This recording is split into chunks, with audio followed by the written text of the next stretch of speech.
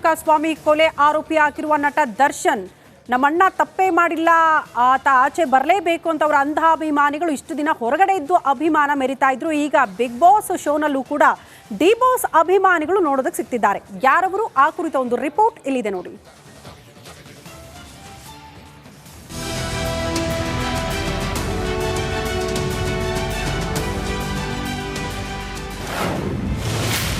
Big boss ನಲ್ಲಿ D boss followers, ದೊಡ್ಡ ಮನೆಯಲ್ಲೂ ಪೋರ್ಕಿಯಾದ್ದೇ ಹವಾನ.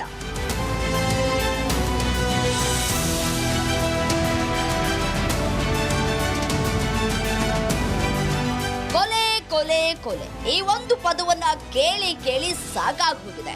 ಇಲ್ಲಿ ಸಾಮಾನ್ಯರು ಪ್ರಕರಣದಲ್ಲಿ ಭಾಗಿಯಾಗಿದ್ರೆ ಅಷ್ಟು ದೊಡ್ಡ ಸುದ್ದಿ ಆಗ್ತಾ ಇರಲಿಲ್ಲ. ಆದ್ರೆ ಪ್ರೇಯಸಿಯನ್ನ ಕೆಣಕಿದ್ದಕ್ಕೆ ಚಿತ್ರದುರ್ಗದ ರೇಣುಕಾಸ್ವಾಮಿಯನ್ನ ಕೊಂದ ಆರೋಪದಲ್ಲಿ ಕೋಟ್ಯಾಂತರ ಅಭಿಮಾನಿಗಳ ಡಿ ಬಾಸ್ ದರ್ಶನ್ ದೂರದ ಬಳ್ಳಾರಿ ಜೈಲಲ್ಲಿ ಮುದ್ದೆ ಮುರಿತಾ ಇದ್ದಾರೆ.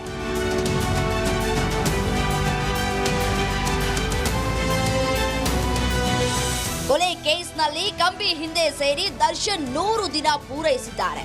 ಈ ನಡುವೆ ಮತ್ತೊಂದು ಸುದ್ದಿ ಭಾರಿ ಚರ್ಚೆಗೆ ಗ್ರಾಸವಾಗಿದೆ. ಅದೇನು ಅಂದ್ರೆ ಖಾಸಗಿ ವಾಹಿನಿಯಲ್ಲಿ ಪ್ರಸಾರ ಆಗುವ ಬಿಗ್ ಬಾಸ್ ರಿಯಾಲಿಟಿ ಶೋ.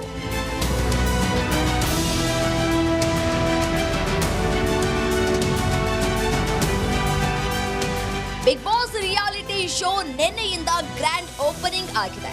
ಹಲವು ಸ್ಪರ್ಧಿಗಳು ಇದರಲ್ಲಿ ಭಾಗವಹಿಸಿದ್ದು 4 ಸ್ಪರ್ಧಿಗಳು ಮಾತ್ರ ಹೆಚ್ಚು ಗಮನ ಸೆಳೆದಿದ್ದಾರೆ.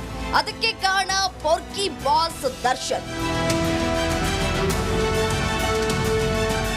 ಹೌದು, ಈ ಬಾರಿಯ ಬಿಗ್ ಬಾಸ್ 11ಕ್ಕೆ ಎಂಟ್ರಿ ಕೊಟ್ಟಿರುವ ಧರ್ಮ ಕೀರ್ತಿರಾಜ್ ನಟಿಯರಾದ ಗೌತಮಿ ಜಾಧವ್, ಅನುಷಾ ಫಾಲೋವರ್ಸ್ ಅಂತ ಹೇಳಲಾಗ್ತಾ ಇದೆ.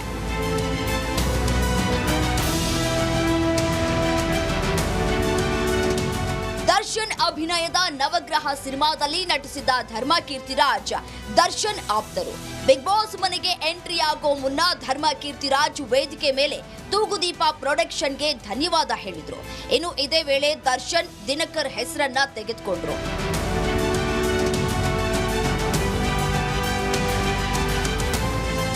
ನಟಿ ಅನುಷಾ ಕೂಡ ದರ್ಶನ್ ಫಾಲೋವರ್ಸ್ ಆಗಿದ್ದಾರೆ. ನನಗೆ ದರ್ಶನ್ ಸ್ಥಿತಿ ನೋಡಿ ಕಣ್ಣೀರು ಬರುತ್ತೆ, ಅವರಿಗೆ ಒಳ್ಳೇದಾಗಬೇಕು, ಅವರು ಆರೋಪಿ ಅಷ್ಟೇ, ಅಪರಾಧಿ ಅಲ್ಲ ಅಂತ ನಟಿ ದಾಸಾ ಪರ ಬ್ಯಾಟಿಂಗ್ ಮಾಡಿದ್ರು.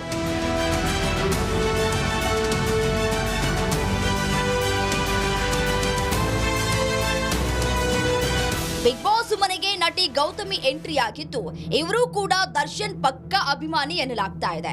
ಒಟ್ನಲ್ಲಿ ಕೊಲೆ ಕೇಸ್ನಿಂದ ವಿಲನ್ ಪಟ್ಟ ಗಿಟ್ಟಿಸಿಕೊಂಡ ದರ್ಶನ್ ಎಲ್ಲರ ಕೆಂಗಣ್ಣಿಗೆ ಗುರಿಯಾಗಿದ್ದಾರೆ.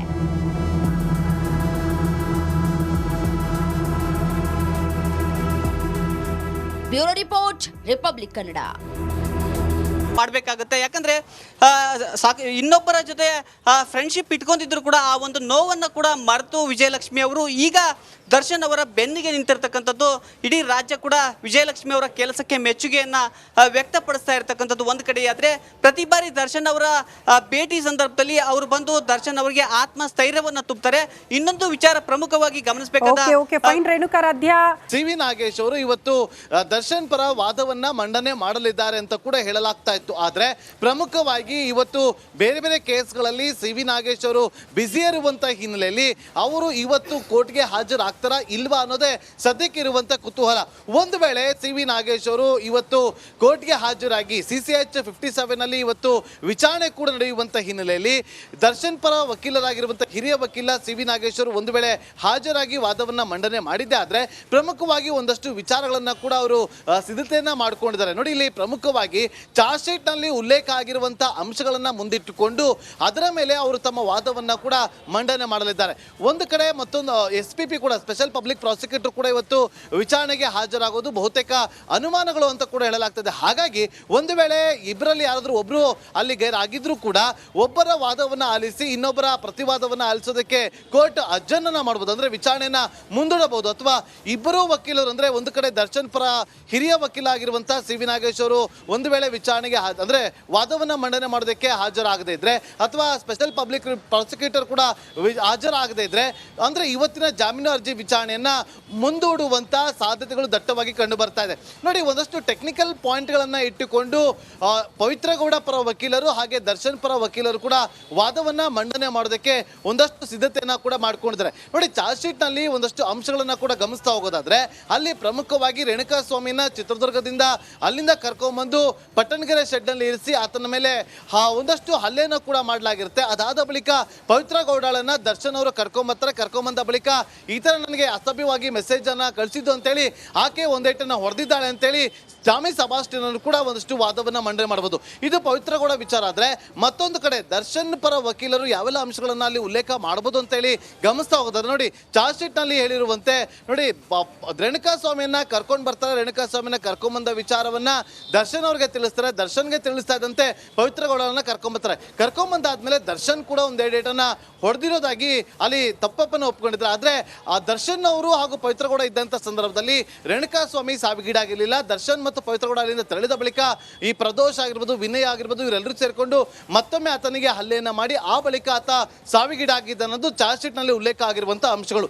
ಈ ಎಲ್ಲಾ ಅಂಶಗಳನ್ನ ಇಟ್ಟುಕೊಂಡು ಅಂದ್ರೆ ರೇಣುಕಾ ಸ್ವಾಮಿ ಸತ್ತ ಸಂದರ್ಭದಲ್ಲಿ ಯಾರು ಕೂಡ ಇರಲಿಲ್ಲ ಅನ್ನೋ ವಿಚಾರವನ್ನ ಕೂಡ ಅಲ್ಲಿ ಪ್ರಸ್ತಾಪ ಮಾಡೋ ಮೂಲಕ, ಜೊತೆಗೆ ಈಗ ಆಲ್ರೆಡಿ ಈ ಒಂದು ಪ್ರಕರಣದಲ್ಲಿ 17 ಜನ ಆರೋಪಿಗಳ ಪೈಕಿ 3ರಿಗೆ 15, 16, 17ನೇ ಆರೋಪಿಗೆ ಜಾಮೀನು ಸಿಕ್ಕಿರುವಂತ ಹಿನ್ನೆಲೆಯಲ್ಲಿ ಯಾವುದೇ ರೀತಿಯಾದಂತಹ ಒಂದು ಪ್ರಭಾವವನ್ನ ಬಳಸೋದಿಲ್ಲ, ಜೊತೆಗೆ ಸಾಕ್ಷಿಗಳನ್ನ ಕೂಡ ನಾಶ ಮಾಡೋದಕ್ಕೆ ಮುಂದಾಗೋದಿಲ್ಲ ಅಂತೇಳಿ ವಿಚಾರವನ್ನ ಪ್ರಸ್ತಾಪ ಮಾಡಿ ಆ ಜಾಮೀನನ್ನ ಕೊಡಬೇಕು ಅಂತೇಳಿ ಅವರು ಮನವಿಯನ್ನ ಮಾಡಿಕೊಳ್ಳುವಂತ ಸಾಧ್ಯತೆಗಳು ಇಲ್ಲಿ ದಟ್ಟವಾಗಿ ಕಂಡು ಬರ್ತಾ ಇದೆ. ಆದ್ರೆ ಇವತ್ತು ವಿಚಾರಣೆಗೆ ಹಾಜರಾಗ್ತಾರಾ ದರ್ಶನ್ ಪರ ವಕೀಲರು ಇಲ್ವಾ ಅನ್ನೋದೇ ಸದ್ಯಕ್ಕೆ ಇರುವಂತ ಕುತೂಹಲ. ಇವತ್ತು ಏನ್ ಬೆಳವಣಿಗೆ ಆಗುತ್ತೆ ಅಂತ ಧನ್ಯವಾದಗಳು ನಾಗೇಂದ್ರ ಬಾಬು ತಮ್ಮೆಲ್ಲ ಮಾಹಿತಿಗಾಗಿ. ಸಾರಥಿ ಸೆರೆವಾಸ ಇಂದು ಅಂತ್ಯವಾಗುತ್ತಾ? ಇಂದು ರೌಡಿ ಗ್ಯಾಂಗ್ ಕಾರಾಗೃಹವಾಸ ಅಂತ್ಯ. ರೇಣುಕಸ್ವಾಮಿ ಕೊಲೆ ಪ್ರಕರಣದಲ್ಲಿ ನಟ ದರ್ಶನ್ ಅಂಡ್ ಗ್ಯಾಂಗ್ ಜೈಲು ಸೇರಿ ನಿನ್ನೆಗೆ 100 ದಿನಗಳೇ ಕಳೆದಿವೆ. ಜೂನ್ 22ನೇ ತಾರೀಕು ಪೊಲೀಸರು ನ್ಯಾಯಾಂಗ ಬಂಧನಕ್ಕೆ ನೀಡಿದ್ರು.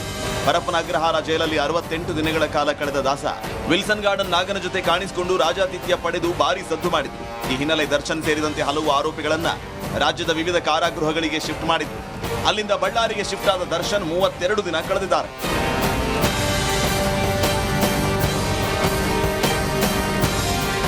ಈಗಾಗಲೇ ಕೊಲೆ ಪ್ರಕರಣದ ಆರೋಪಿಗಳ ವಿರುದ್ಧ 3991 ಪುಟಗಳ ಚಾರ್ಜ್ ಶೀಟ್ ಸಲ್ಲಿಕೆಯಾಗಿದೆ. ದರ್ಶನ್ ಪರ ವಕೀಲರು 2 ಬಾರಿ ಜಾಮೀನು ಕೋರಿ ಸಲ್ಲಿಸಿದ್ದ ಅರ್ಜಿ ಮುಂದೂಡಿಕೆ ಮಾಡಲಾಗಿದೆ. ಇಂದು ಮತ್ತೆ ದರ್ಶನ್ ಜಾಮೀನು ಅರ್ಜಿ ವಿಚಾರಣೆ ನಡೆಯಲಿದ್ದು ಜೈಲ ಬೇಲ ಅಂತ ಭವಿಷ್ಯ ನಿರ್ಧಾರವಾಗಲಿದೆ. ಈ ಮಧ್ಯೆ ಇವತ್ತು ರೌಡಿ ಗ್ಯಾಂಗ್ ಕಸ್ಟಡಿಯೂ ಅಂತ್ಯ ಆಗಲಿದ್ದು ಮತ್ತೆ ನ್ಯಾಯಾಂಗ ಬಂಧನ ಆಗುತ್ತಾ ಇಲ್ಲ ಜಾಮೀನಾಗುತ್ತಾ ಅನ್ನೋದು ಕುತೂಹಲವಾಗಿದೆ. 57ನೇ ಸಿಸಿಎಚ್ ನ್ಯಾಯಾಲಯದಲ್ಲಿ ದರ್ಶನ್ ಅರ್ಜಿ ವಿಚಾರಣೆ ನಡೀತಾ ಇದೆ. ದರ್ಶನ್ ಪರ ವಕೀಲ ಸುನೀಲ್ ಬದಲು ಹಿರಿಯ ವಕೀಲ ಸಿವಿ ನಾಗೇಶ್ ವಾದ ಮಂಡನೆ ಮಾಡುವ ಸಾಧ್ಯತೆ ಇದೆ. ಇತ್ತ ಆಕ್ಷೇಪಣೆ ಸಲ್ಲಿಕೆ ಮಾಡಲಿರುವ ಎಸ್ಪಿಪಿ ಪ್ರಸನ್ನಕುಮಾರ್ ಪೊಲೀಸರ ಪರ ಪ್ರತಿವಾದ ಮಾಡಲಿದ್ದಾರೆ. ಕೋರ್ಟ್ ಕಟಕಟೆಯಲ್ಲಿ ಪವಿತ್ರ ಬೇಲ್ ಭವಿಷ್ಯ.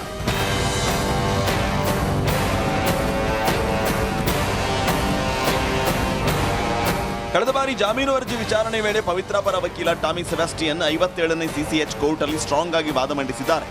ಪವಿತ್ರಾಗೆ A2 ಆರೋಪಿ ದರ್ಶನ್ ಲವರ್ ಆಗಿದ್ದಾರೆ, ಅವರೇ ಕರೆದುಕೊಂಡು ಹೋಗಿದ್ದಾರೆ ಅಂತ ಬರೆದಿದ್ದಾರೆ. ಆದ್ದರಿಂದ ಕೃತ್ಯದಲ್ಲಿ ಪವಿತ್ರ ಪಾತ್ರ ಹೆಚ್ಚಿಲ್ಲ, ಆದ್ದರಿಂದ ಜಾಮೀನು ನೀಡಬೇಕು ಅಂದಿದ್ದಾರೆ. ಇಂದು ಹೈಕೋರ್ಟ್ ಜಾಮೀನು ನೀಡುತ್ತಾ ಇಲ್ವಾ ಅನ್ನೋದನ್ನ ಕಾದ್ ನೋಡಬೇಕಾಗಿದೆ.